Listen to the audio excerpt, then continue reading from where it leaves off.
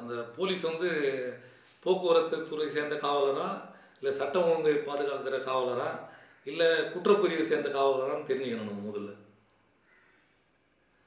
போக்குவரத்து காவல்துறை சேர்ந்தவராக இருந்தால் காக்கி முழுக்கால் சட்டையும் வெள்ளை நிற சட்டையும் அணிஞ்சிருப்பார்கள். அதில் வந்து அவங்க வலது கை பக்கத்தில் வந்து வி ஷேப்பில் வந்து ஒரு கோடு இருக்கும். அந்த ஒரு கோடு இருந்தால் வந்து அவங்க வந்து கிரேட் 2 கான்ஸ்டபிள்னு சொல்லுவாங்க. ரெண்டு கோடுன்னா கிரேட் 1 கான்ஸ்டபிள்னு சொல்லுவாங்க.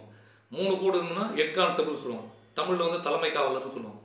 இவங்க 3 வாரம் வந்து போக்குவரத்தை வந்து ஒழுங்குபடுறது தான் இவங்களோட பணியை கண்டி யாரையும் வந்து நிறுத்தி லைசன்ஸ் இருக்குதா அதெல்லாம் கேட்குறக்கூடிய அதிகாரம் அவங்களுக்கு கிடையாது.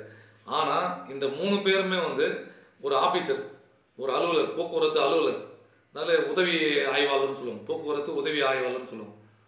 அது அவங்களுக்கு வந்து தோள்பட்டையில் வந்து 2 ஸ்டார் இருக்கும், நட்சத்திரம் இருக்கும். அவங்கள வந்து அவங்க காக்கி பேண்ட்டு வெள்ளை ஷர்ட் போடுவாங்க, அந்த ரிப்பன் போட்டிருப்போம், ரெட் கலரில் வந்து விசில் கார்டு இருக்கும். அவங்க இருக்கும்போது அவங்க பக்கத்தில் இருந்து இவங்க கேட்டாங்கன்னா நம்ம கண்டிப்பாக வந்து நம்மளோட வாகன உரிமம், இது இன்சூரன்ஸு அதில் எல்லாத்தையும் காமிச்சாங்க. இவங்க தனிப்பட்ட முறையில் ஒரு போக்குவரத்து காவலர் வந்து மடக்கி கேட்டால் அவர் காமிக்கணும்னு அவசியமே கிடையாது.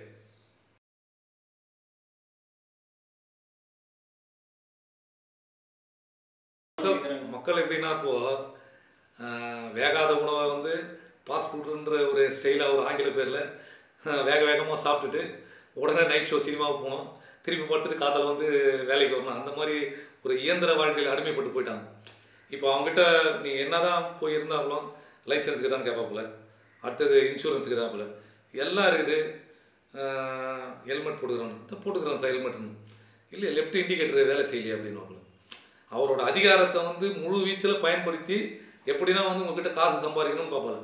அந்த நேரத்தில் வந்து நீங்கள் வந்து தைரியமாக வந்து எதுவாக இருந்தாலும் என் மேலே வழக்கு போடுங்க, நான் வந்து நீதிமன்றத்தில் வந்து அதுக்குரிய தண்ட பணத்தை நான் கட்டிடுறேன், உங்கள்கிட்ட நான் பணம் கொடுக்க மாட்டேன்னு டேரெக்டாக சொல்லிவிட்டு அந்த ஸ்பாட் பாயிண்ட்னு சொல்லுவாங்க.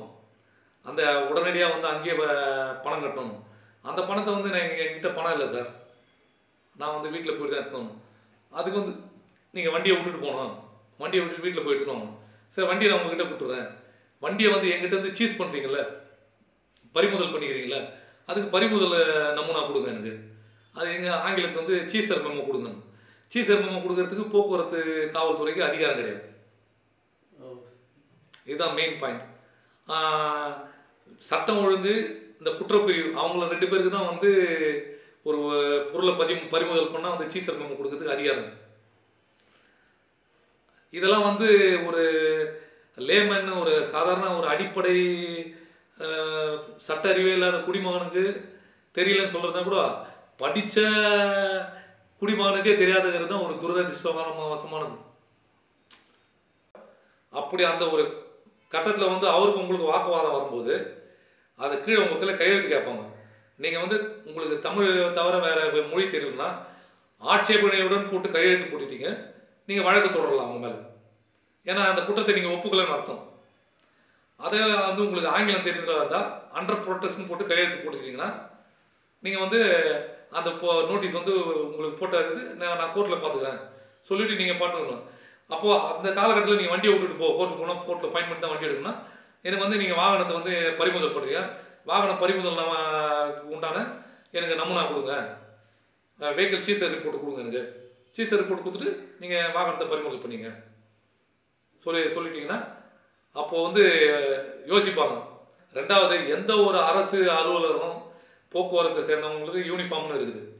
அந்த யூனிஃபார்மே வந்து அவர் வந்து போக்குவரத்து காவலர் இல்லைன்ற ஒரு ஐயப்பாடு ஏற்பட்டால் ஐடென்டி கார்டு கேட்குறது தப்பே இல்லை. நம்மளை அவங்க எப்படி கேட்குறாங்க, நம்ம ஐடென்டி கார்டு கேட்கலாம் அவங்கள. அதேமாதிரி வீட்டுக்கு வந்து யாருன்னா வந்து நான் வந்து கவர்மெண்ட்லேருந்து வந்துடுறேன், இன்கம் டேக்ஸ் ஆஃபீஸர், விஜிலன்ஸ்லாம் வந்துருக்குன்னா நீங்கள் உங்கள் ஐடி கார்டு காமிக்கணும், ஐடி கார்டு கேட்கணும். அதேமாதிரி நீங்கள் மின்சார ரயிலில் வந்து பிரயாணம் செய்யும்போது இந்த இப்போ சென்னை நகருக்குள்ள மின்சார ரயிலில் இல்லை புறநகரில் பிரயாணம் செய்யும்போது அவங்க அக்கில் வந்து ஒரு சின்ன கருப்பு கலர் பேக் மட்டும் வச்சுக்கிறேன், ஒரு பால் பாயிண்ட் பண்ணி வச்சுன்னு டிக்கெட் வாங்க கேட்டால் அவங்க வந்து டிசின்னு சொல்லுவாங்க. அது மாதிரி அந்த டிசின்னு சொல்கிறதுக்கு அவங்களுக்கு நம்மளுக்கு தெரியாது, உடனே டிக்கெட்டை கொடுத்துடணும். நீங்கள் டிசின்றது ஐடி கார்டு என்ன சார் இருக்கணும், உங்கள் ஐடி கார்டு காமிக்கணும், நான் உங்களுக்கு டிக்கெட்டை காமிக்கணும். அதே மாதிரி ஐடி கார்டு காமிச்சிட்ட பிறகு அவர் வந்து உங்களை வந்து வம்பில் மாட்ட வைக்கிறதுக்கு அவரோட மைண்டு வேலை செய்யணும். டிக்கெட்டை கீழ்ச்சி போட்டு சொகா காலர் பிடிச்சி கூட இழுத்துன்னு போவார். அதனால் என்ன பண்ணணும், அவர் ஐடி கார்டு காமிச்சு முடிச்ச பிறகு பக்கத்தில் இருக்கிற ஒரு 4-5 பேர்களை பாருங்கள் என்னோடய டிக்கெட்டுங்க, நான் இவர்கிட்ட காமிக்கிறேன், நீங்களாம் சாட்சின்னு சொல்லிவிட்டு அவர்களை டிக்கெட்டை கொடுக்கணும். கொடுத்தீங்கன்னா அவர் கீழ்ச்சி போட மாட்டார். கொஞ்சம் படுத்து திரும்பி டிக்கெட்டை டிக் பண்ணி உங்கள் கையில் கொடுப்பார். இல்லை டிக்கெட் இது மேலே டிக்கெட் சும்மா இழுத்து போட்டு கீழ்ச்சி போட்டு நீ என்னையே வந்து ஐடி கார்டு கேட்குறா, நான் எனக்கு தான் ஆஃபீஸில் உட்காரணும் உட்கார வைப்போம்.